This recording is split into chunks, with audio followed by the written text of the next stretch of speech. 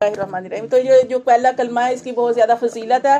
پہلا کلمہ کیا ہے؟ لا الہ الا اللہ محمد رسول اللہ۔ آپ نے ایک دفعہ پورا پڑھ لینا اور باقی لا الہ الا اللہ، لا الہ الا اللہ۔ اچھا، اس کا مطلب بہت پیارا ہے۔ دیکھیں کلمہ ہم پڑھتے ہیں نا، ہم تو بس زبان سے کلمہ پڑھ لیتے ہیں کہ لا الہ الا اللہ محمد رسول اللہ۔ آپ دیکھیں کہ اس کا مطلب ہے لا الہ الا اللہ، اللہ تیرے سوا عبادت کے لائق کوئی نہیں، اللہ تیرے سوا معبود کوئی نہیں۔ اس کا مطلب جو اگر پیچھے گہرائی میں جائیں تو اس کا مطلب یہ ہے کہ اے اللہ ہمارے دکھوں کو دور کرنے والا، ہماری پریشانیوں کو دور کرنے والا، اللہ ہمیں غموں سے نجات دینے والا، اللہ تکلیفوں سے نجات دینے والا، اللہ ہمارے دکھوں کو دور کرنے والا، تیرے سوا کوئی نہیں۔ کوئی بھی آپ کا مسئلہ ہے، بڑے سے بڑا مسئلہ ہے، کچھ بھی مسئلہ ہے، آپ نے کوئی بھی آپ کو مسئلہ ہے نا، کوئی پریشانی ہے، اولاد کی طرف سے ہے یا کاروبار کی طرف سے ہے، کوئی بھی آپ کا مسئلہ، تو آپ نے یہ پڑھنا ہے لا الہ الا اللہ، اللہ تیرے سوا میرے اس پریشانی کو دور کرنے والا کوئی نہیں، اللہ تو سب سے بڑا ہے۔ اللہ اکبر، ہم کہتے ہیں نا اللہ اکبر، اللہ اکبر کبیرہ، اللہ اکبر کبیرہ، اللہ سب سے بڑا ہے۔ ہمارا دکھ بڑا نہیں ہے، ہماری پریشانی بڑی نہیں ہے، ہمارا غم بڑا نہیں ہے، اللہ تو سب سے بڑا ہے۔ کیونکہ پریشانی غم جو ہے وہ ٹھیک ہے، لیکن اس کو دور کرنے والا کون ہے؟ اللہ۔ تو اس لیے اللہ کو جب بھی آپ کی پریشانی ہو، کوئی بھی مسئلہ ہو، تو آپ نے یہ پڑھنا ہے لا الہ الا اللہ۔ اس کا ترجمہ ذہن میں رکھتے ہوئے کہ اللہ ہمارے غموں کو دور کرنے والا تو ہے، اللہ ہمیں اس پریشانی سے نجات دینے والا تو ہے، اللہ بچی کی اولاد نہیں ہو رہی، اللہ اولاد بھی تو نے دینی ہے، اللہ تیرے علاوہ کوئی نہیں دے سکتا، ٹھیک ہے نا۔ وہ اسباب ہے، جیسے ہم اللہ وسیلہ مانگتے ہیں، وہ اور چیز ہے کہ نبی صلی اللہ علیہ وسلم کے وسیلے سے، اللہ ہمارے بزرگان دین کے وسیلے سے، وہ اور چیز ہے، لیکن اصل بات یہ ہے کہ کرنے والی ذات اللہ تعالیٰ کی ہے۔ اب دیکھیں، ہاں جی، بچی کے اوپر، آپ کی بچی کے اوپر، اولاد سے کتنا پیار ہوتا ہے، اپنی بیٹی کے اوپر، آپ کے بیٹے کے اوپر تکلیف آ جائے، اب کتنا کوشش کریں، آپ کی اس کے دکھ کو کم نہیں نہ کر سکتی، آپ دعا کر سکتی ہیں اللہ تعالیٰ سے، اپنی بچی کا احساس کر سکتی ہیں، لیکن تکلیف کو دور کس نے کرنا ہے؟ اللہ نے۔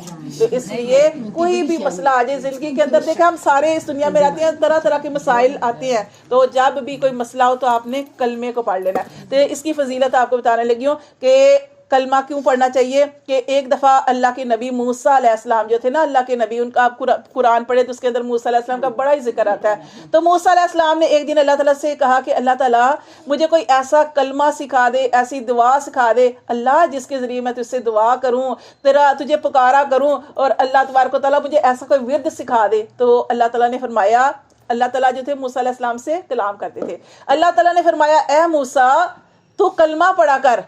موسیٰ علیہ السلام نے کیا جواب دیا؟ موسیٰ علیہ السلام نے کہا کہ اللہ کلمہ تو ساری دنیا پڑھتی ہے، سارے ہی پڑھتے ہیں، اللہ کوئی خاص ورد بتا دے، کوئی خاص دعا بتا دے کہ میں وہ پڑھا کروں۔ تو اللہ تعالیٰ نے ارشاد فرمایا اے موسیٰ ساتوں آسمان اور ساتوں زمینیں ایک پلڑے میں رکھ دیے جائے، ترازو کے ایک پلڑے میں، اور دوسرے پلڑے میں کلمہ رکھ دیا جائے تو کلمے والا پلڑا بھاری ہو جائے گا۔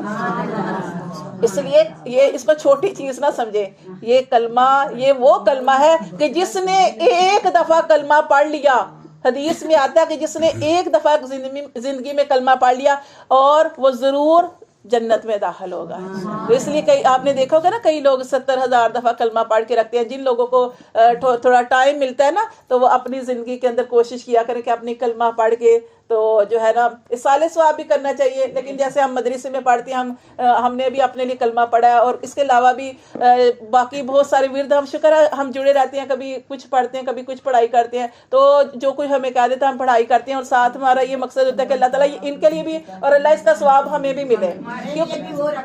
ہاں جی، ہاں جی، تو ویسے بھی اچھی جگہوں پہ، اچھی، ہاں جی، اچھی محفلوں کے ساتھ جڑے رہیں، تو یہ کیا ہوتا ہے، ہمارا ایمان بڑھتا رہتا ہے۔ گھر میں آپ ہوتے ہیں، وہ پریشانیاں دیکھیں نا، گھر میں طرح طرح کے مسائل ہوتے ہیں، تو چلو اپنے گھروں کے مسائل جو ہیں وہ کیسے ہمارے حل ہوں گے، کہ جب ہم ایسی محفلوں کے ساتھ جڑیں گے جہاں پہ اللہ کا ذکر ہوتا ہے، جہاں پہ قرآن پڑھا جاتا ہے، جہاں پہ دین کی باتیں ہوتی ہیں، ان محفلوں میں جہاں بھی آپ کے گھر کے قریب ہے وہاں پہ ضرور جایا کریں۔ اس لیے لیے کہ جب آپ وہاں پہ جائیں گے آپ کوئی اچھی بات سنیں گے. یا پورا قرآن پڑھ لیں نا, قرآن خاص طور پر جہاں پہ قرآن پڑھا جاتا ہے وہاں پہ ضرور جایا کریں. جب قرآن پڑھا جاتا ہے نا, قرآن کے اندر اللہ تعالیٰ اتنے حوصلے دیتے ہیں نا کہ اللہ تعالیٰ فرماتے ہیں میں سب کچھ کرنے پہ قادر ہوں. اللہ فرماتے ہیں ان اللہ علی کل شیء قدیر بیدک الخیر انک علی کل شیء قدیر, میرے ہاتھ میں ساری بھلائیاں ہیں, میں سب کچھ کرنے پہ قادر ہوں. ان اللہ علی کل شیء قدیر, میں وہ کر سکتا ہوں جو کوئی بھی نہیں کر سکتا. اور اللہ نے ایسے کیا, آپ نے دیکھا نا کہ جب یوسف علیہ السلام اندر تھے سارے دروازے بند تھے, زلیخا نے سارے دروازے بند کر دیے, تالے لگا دیے اور برائی کرنا چاہیے حضرت یوسف علیہ السلام سے. یوسف علیہ السلام اللہ کے نبی, وہ برائی سے بچنا چاہتے تھے, وہ اس طرح کا کام نہیں کر سکتے تھے. لیکن کیا تھا, وہ دوڑے, ان کو پتہ ہے سارے دروازے بند ہیں, دروازوں کے بعد قفل لگے ہوئے, تالے لگے ہوئے ہیں, لیکن پھر بھی وہ دوڑے کہ میرا اللہ مجھے بچائے گا. وہ کیسے دوڑے, کیسا ان کا یقین تھا, دوڑے اور سارے کے سارے دروازے کھل گئے.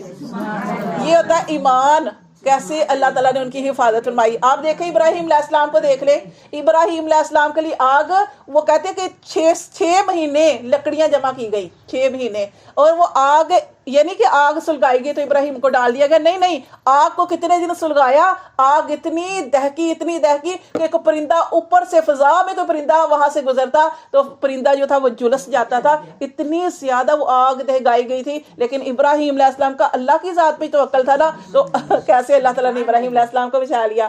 تو یہ قرآن آپ پڑھیں گے تو اللہ تعالیٰ ایسے ہی حفاظت فرماتے ہیں. اور ویسے بھی اس کے علاوہ ایک چھوٹی سی دعا ہے, وہ آپ ضرور جو ہے نا, اگر آپ کو نہیں آتی تو میں آپ کو لکھ بھی دوں گی. تو یہ دعا ہے کہ کوئی بھی آپ کا مشکل کام ہے, کوئی کام میں پریشانی ہے, وہ حل نہیں ہو رہا مسئلہ, تو آپ نے یہ چھوٹی سی دعا ہے, یہ پڑھنی ہے, اللہم لا سہلا الا ما جعلتہ سہلا وانت تجعل الحزن سہلا اذا شئت سہلا. کوئی بھی پریشانی ہے, کوئی کام کے اندر رکاوٹ ہے یا کوئی بھی مسئلہ ہے, آپ نے یہ چھوٹی سی دعا کہ اللہ کوئی کام آسان نہیں, پر اللہ وہ آسان ہے جسے تو آسان کر دے, اور اللہ جسے تو چاہتا ہے, جو کام کو تو چاہتا ہے ناممکن کو بھی ممکن کر دیتا ہے. تو یہ دعا ہے, یہ اس کا ترجمہ جو میں نے آپ کو بتایا یہ اس کا ترجمہ ہے. تو آپ نا جب دیکھیں ہم ساری اس دنیا میں رہتے ہیں, طرح طرح کی پریشانیاں ہمارے اوپر آتی رہتی ہیں, کیونکہ اللہ تعالیٰ نے قرآن مجید میں ارشاد فرمایا وَلَا نَبْلُوَنَّكُمْ بِشَيْءٍ مِّنَ الْخَوْفِ وَالْجُوعِ وَالنَّقْصِ مِّنَ الْأَمْوَالِ وَالْأَنفُسِ وَالثَّمَرَاتِ وَبَشِّرِ الصَّابِرِينَ. اللہ تعالیٰ قرآن مجید میں سورۃ بقرہ میں ارشاد فرماتے ہیں اور ہم تمہیں آزمائیں گے بھوک سے, خوف سے, پریشانی دے کر, غم دے کر, ہر طرح کے حالات انسان کے اوپر جو ہے وہ اس کو کر کے تو ہم اس کی آزمائش کریں گے. کبھی اس کو اس دنیا سے, جیسے دیکھیں کوئی اس دنیا سے چلا جاتا ہے, کبھی مال کے اندر نقصان ہو جاتا ہے, کبھی کسی چیز سے خوف محسوس ہوتا ہے, تو اللہ تعالیٰ فرماتے ہیں ہم ضرور تمہیں آزمائیں گے. اور پھر اللہ فرماتے ہیں وَبَشِّرِ الصَّابِرِينَ, لیکن خوشخبری کس کے لیے ہے, صبر کرنے والوں کے لیے خوشخبری ہے. تو جب ہم یہ قرآن پڑھیں گے, قرآن کے ساتھ جڑیں گے, آپ یقین کریں آپ کا توکل اللہ کی ذات پہ بڑھ جائے گا. اور آپ یہ نہیں سوچیں گے کہ میں تو اتنی, جیسے انسان سوچتا ہے نا میں تو اتنی غریب ہوں, مجھے اللہ نے گھر کہاں سے دینا ہے, میں تو کرائے کے گھر میں رہتی, مجھے اللہ نے کہاں سے گھر دینا. نہیں, جب آپ قرآن پڑھیں گے آپ کہیں گے ان اللہ علی کل شیء قدیر, اللہ تیرے لیے تو کوئی چیز مشکل نہیں, اللہ تو منٹوں میں مجھے گھر دے سکتا ہے. اللہ پہ ایسے توکل سے, اگر آپ کی توکل سے مانگا کرے, یقین سے مانگا کرے. اگر اولاد ہو, یہ دیکھیں باجی ان کے گھر ہم آئے ہیں, یہ کتنا کہا کرتی تھی کہ اللہ تعالیٰ جو آگے ایک ہی بیٹا ہے تو اللہ تعالیٰ اور اولاد دے. تو دیکھو ماشاءاللہ کتنے سالوں بعد دعا بھی ہم کرتے رہے, ماں نے بھی دعا کی ہوگی, تو ظاہر ہے اس سے زیادہ کون دعا کر سکتے ہیں, ہم سب بھی مل کے دعا کرتے رہے. دیکھیں ماشاءاللہ اللہ تعالیٰ نے کی گود بھر دیا ہے. تو اللہ تعالیٰ سب کچھ کرنے پہ قادر ہے, ہمارے مانگنے میں کمی ہے, اللہ کے دینے میں کمی نہیں ہے. تو آپ نے کیا کرنا ہے رمضان کے اندر, ایک تو آپ نے یہ جو تیسرا کلمہ میں نے آپ کو بتایا نا سبحان اللہ والحمدللہ ولا الہ الا اللہ واللہ اکبر, اس کو پڑھنا ہے آپ نے. اور دوسرا یہ کرنا ہے کہ کلمہ طیبہ کا بہت زیادہ ذکر کرنا ہے, لا الہ الا اللہ, لا الہ الا اللہ. بے شک اس کو 100 دفعہ پڑھ لیں, لیکن یقین کریں اس کو دل کے ساتھ پڑھیں. آپ بیٹھے ہیں, آپ نے وضو کیا, آپ بیٹھے ہیں آرام سے ایک جگہ پہ بیٹھ جائیں, اس کو ایسے اچھے طریقے سے تصور کر کے دل کی اچھی نیت کے ساتھ پڑھیں لا الہ الا اللہ, لا الہ الا اللہ. ٹھیک ہے, اینڈ پہ محمد رسول اللہ آخری دفعہ جب پڑھنا ہے آپ نے تسبیح کو مکمل کرنا ہے تو آپ نے لا الہ الا اللہ محمد رسول اللہ پڑھنا ہے. بس ایک بے شک ایک تسبیح پڑھے لیکن اس کو دل کے ساتھ پڑھے. اس کے ساتھ اور کیا کرنا ہے, استغفار کثرت سے کرنی ہے. استغفار کثرت سے کرنی ہے، کیونکہ اللہ تعالیٰ اگر ہمیں معاف کر دے گا نا تو ہمارے سارے کام آسان ہو جائیں گے. کیونکہ حضرت عائشہ رضی اللہ تعالیٰ عنہ تھی نا، تو انہوں نے نبی صلی اللہ علیہ وسلم سے پوچھا کہ اللہ کے نبی اگر میں لیلۃ القدر کو پاؤں، لیلۃ القدر آپ جانتے ہیں نا کہ جو رمضان کا آخری عشرہ ہے اس میں لیلۃ القدر آئے گی.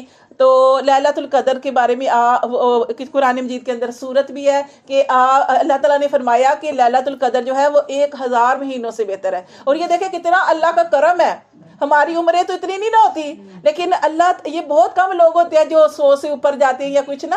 تو یہ دیکھیں کہ اللہ تعالیٰ کا اتنا کرم ہے کہ ایک رات کو ہم پائیں گے تو 1000 مہینوں کا ثواب مل جائے گا.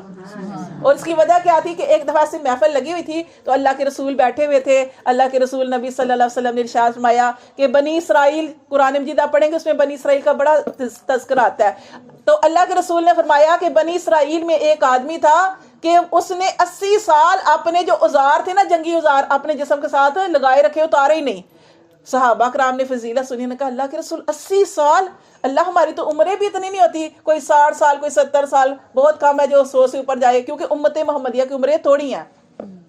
تو صحابہ کرام نے کہا اللہ ہم تو پھر کبھی بھی ان کے اجر کو نہیں پہنچ سکتے، لیکن اللہ تعالیٰ ہمارے اوپر اتنے شفیق ہے، اتنے مہربان ہے کہ اللہ نے ہمیں لیلۃ القدر عطا فرما دی.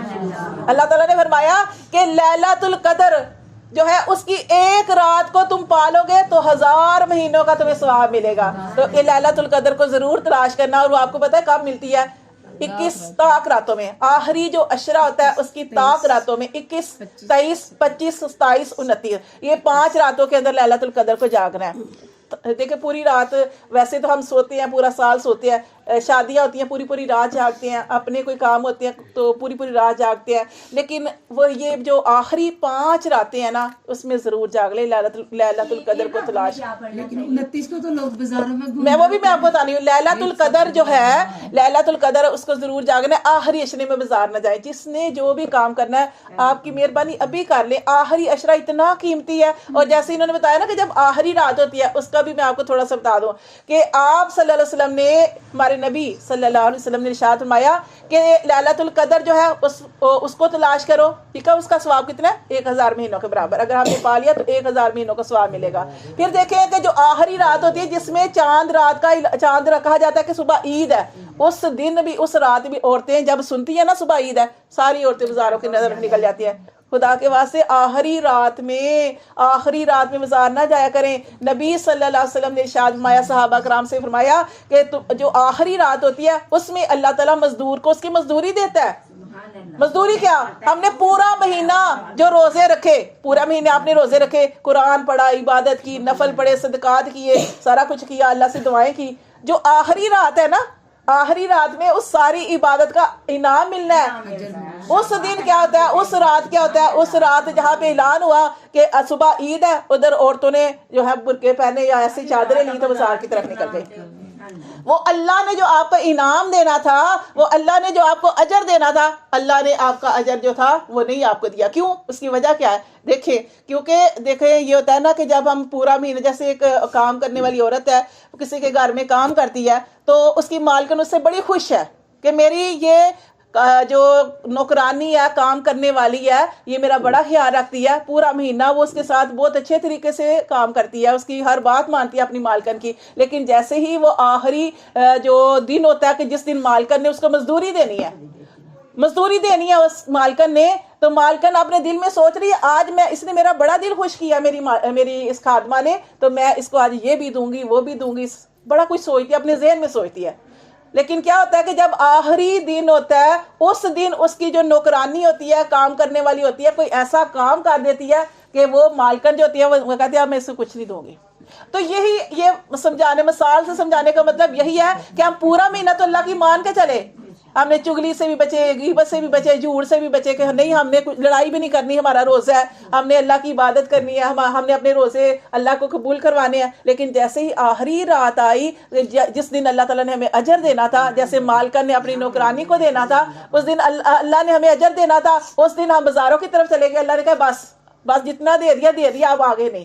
تو دیکھیں اللہ کو ناراض نہ کریں. یہ آخری جو رات ہوتی ہے اس کے بارے میں آتا ہے اس رات بھی، آخری رات میں بھی جاگا کریں. جتنا آپ جاگ سکتے ہیں جاگیں، قیام کریں، عبادت کریں، دعائیں کریں. اگر آپ کو نیند آ گئی ہے تو آپ سو جائیں، لیکن آپ الارم لگا لیں تہجد کے وقت، اس رات میں بھی ضرور اٹھیں. تہجد کے وقت کی پتہ نا آپ کو کیا فضیلت ہے؟ ہر روز تہجد کے وقت اللہ تبارک و تعالیٰ آخری عرش پہ آتے ہیں اور اللہ تعالیٰ کے فرشتے پکار رہے ہوتے ہیں اور ہم سوئے ہوتے ہیں، کیونکہ ہم ساری رات جاگتے ہیں نا.